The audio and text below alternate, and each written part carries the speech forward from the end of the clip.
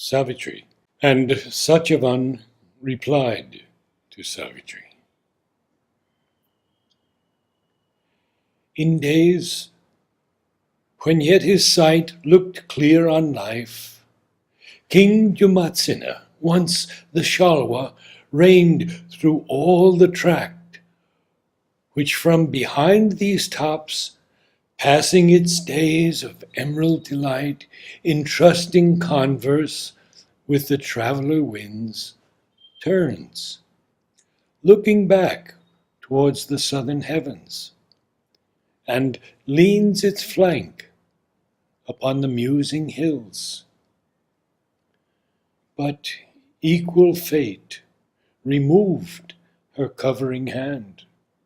A living night enclosed the strong man's paths. Heaven's brilliant gods recalled their careless gifts, took from blank eyes their glad and helping ray, and led the uncertain goddess from his side, outcast from empire of the outer light, lost to the comradeship of seeing men. He sojourns in two solitudes, within and in the solemn rustle of the woods. Son of that king, I, Satyavan, have lived contented, for not yet of thee aware. In my high-peopled loneliness of spirit, and this huge vital murmur kin to me, nursed by the vastness, pupil of solitude. Great nature came to her recovered child.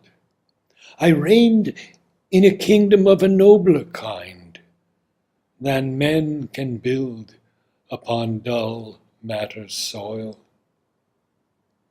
I met the frankness of the primal earth.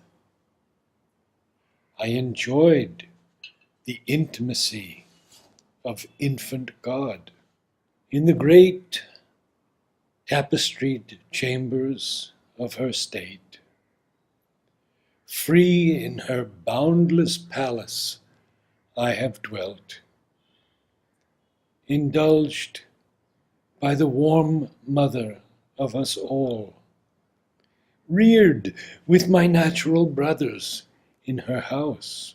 I lay in the wide, bare embrace of heaven. The sunlight's radiant blessing clasped my brow. The moonbeam's silver ecstasy at night kissed my dim lids to sleep. Earth's morns were mine. Lured by faint murmurings with the green-robed hours, I wandered lost in woods, prone to the voice of winds and waters, partner of the sun's joy, a listener to the universal speech. My spirit, satisfied within me, knew godlike our birthright, luxuried our life, whose close belongings are the earth and skies.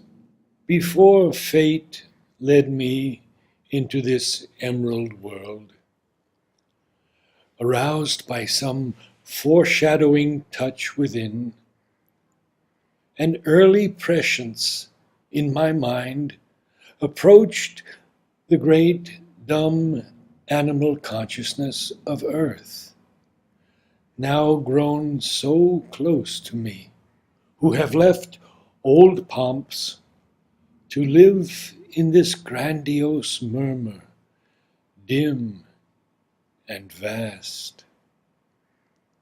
Already I met her in my spirit's dream.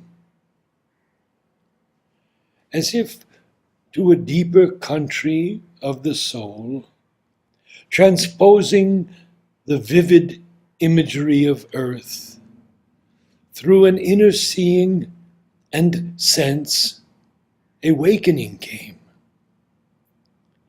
A visioned spell pursued my boyhood's hours. All things the eye had caught in colored lines were seen anew through the interpreting mind, and in the shape it sought to seize the soul. An early child God took my hand that held, moved, guided by the seeking of his touch, bright forms and hues which fled across his sight. Limned upon page and stone, they spoke to men. High beauty's visitants my intimates were. The neighing pride of rapid life that roams wild-maned through our pastures, on my seeing mood cast shapes of swiftness. Trooping spotted deer against the vesper sky became a song of evening to the silence of my soul. I caught for some eternal eye the sudden kingfisher flashing to a darkling pool, a slow swan silvering the azure lake. A shape of magic whiteness sailed through dream. Leaves, trembling with the passion of the wind, pranked butterflies, the conscious flowers of air, and wandering wings in blue infinity lived on the tablets of my inner sight. Mountains and trees stood there like thoughts from God. The brilliant longbills in their vivid dress, the peacock scattering on the breeze his moons, painted my memory like a frescoed wall. I carved my vision out of wood and stone. I caught the echoes of a word supreme and metered the rhythm beats of infinity and listened through music for the eternal voice. I felt a covert touch. I heard a call, but could not clasp the body of my God, or hold between my hands the world mother's feet. In men, I met strange portions of a self that sought for fragments, and in fragments lived. Each lived in himself and for himself alone, and with the rest joined only fleeting ties. Each passioned over his surface joy and grief, nor saw the eternal in his secret house.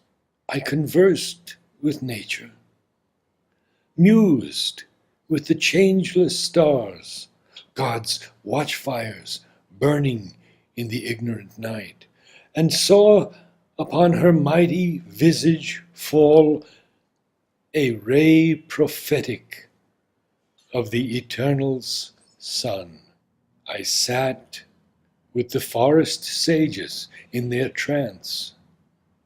There poured awakening streams of diamond light. I glimpsed the presence of the One in all. But still, there lacked the last transcendent power, and matter still slept empty of its Lord.